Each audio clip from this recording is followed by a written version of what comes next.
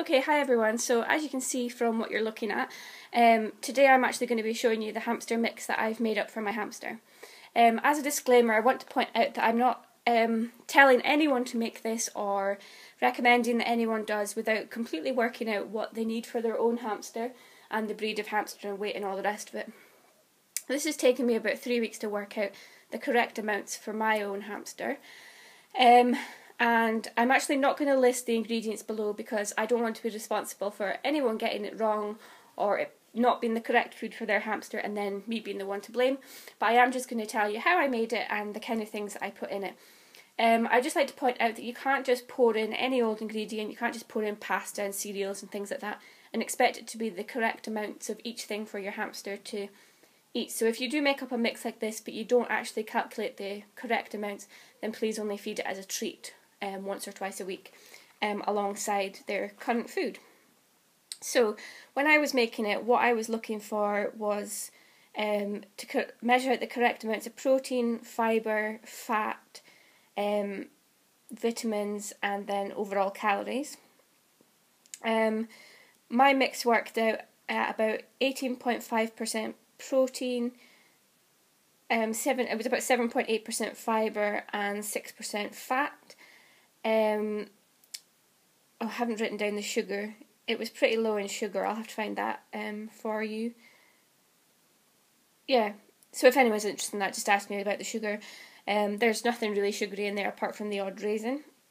It also contains vitamin A, vitamin D3, and then all the usual vitamins that your hamster needs. It's got it's full of whole grains and yeah, my hamster seems to really like it. It's got trace amounts of sodium and then obviously it's got calcium, as I was saying. So anyway, those are kind of the percentages and things like that that are included in it. And as you can see just by looking at it, there's whole grain pasta, there's Cheerios, locust beans, there's dried herbs, there's dried grasses and hays, there's what else is in there? There's some peas, there's some oats, seed mix. What else is in?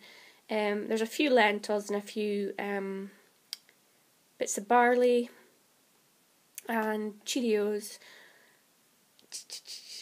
Oh yeah, and it's cat kibble is the main one, and it's the bit with the calcium in it. So with regard to vitamins, like I was saying, there is vitamin D3, I think. So D3, Oh, I'm so bad at this. Yes, D3, vitamin A. Try to grab my notebook. There's obviously omegas, and the fat content is as low as I could possibly make it. There's vitamin A, calcium, zinc, and kind of, yeah, like I said, omega-6 and 3 fats, and the only added sugar is natural occurring sugars in the few sultanas and raisins that I put in. I'm sorry this is a bit barbled, but anyway, that is what's in my mix, and she gets that every other day, and she also gets these. Oh, and I'm spraying everywhere. So these are the Supreme Selective pellets for hamsters, and these are a complete food. So the idea is to give them, instead of seed mixes, as a sort of food to stop the selective feeding. But as you know, hamsters they're not like selective feeders in the way that a guinea pig is. Obviously, if there's something they really, really don't like, they don't eat it, but as long as you feed them the correct amounts and don't feed them too often, they will eat the majority of their food. But I give her this every second day just to make sure that she is in fact getting all the correct ingredients and things like that she needs, so that I know that my mix won't be doing her any harm, but if there's something missing in it, hopefully she'll get it from the selective pellet. The other food that I own is actually the Harry Hamster muesli, which I don't really particularly like it because although it's got a good amount of protein in it, it is actually vegetable protein, and hamsters aren't only vegetarian, and even if you are vegetarian or vegan, it's not fair to enforce your hamster to do so because it wouldn't actually do that in the wild. So the reason I have Harry Hamster Muesli is because anyone who's been on my channel for a while will know that she was abandoned, and when I contacted the SSPCA, they weren't actually able to take her. So they offered to buy me food, so they give me the Harry Hamster Muesli. The only other thing that she gets are the odd treats, and I'll put an annotation on the screen and a link below to a video where I show you some of the things that she gets.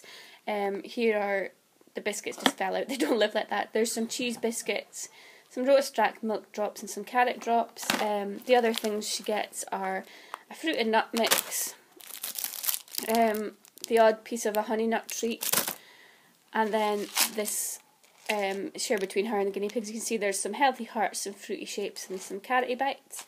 So that's basically everything that my hamster gets, and obviously she gets water, and I don't often feed her actual vegetables because I don't feel that fresh vegetables are very good on her personally. I find that it makes her droppings quite loose and watery, so I feel that avoiding fresh vegetables isn't a big issue because her hamster food is full of dried vegetables. So when she does get, she kind of gets like a tiny piece of carrot or a tiny piece of cucumber whenever the guinea pigs are getting a salad sort of once a month. Obviously the guinea pigs get their salad more than once a month, but the hamster gets a tiny piece once a month or so, just to keep her happy. And she's had the odd piece of cheese or piece of turkey or chicken when we've had some. So that's kind of everything that my hamster gets. If you've got any questions, then just ask them below.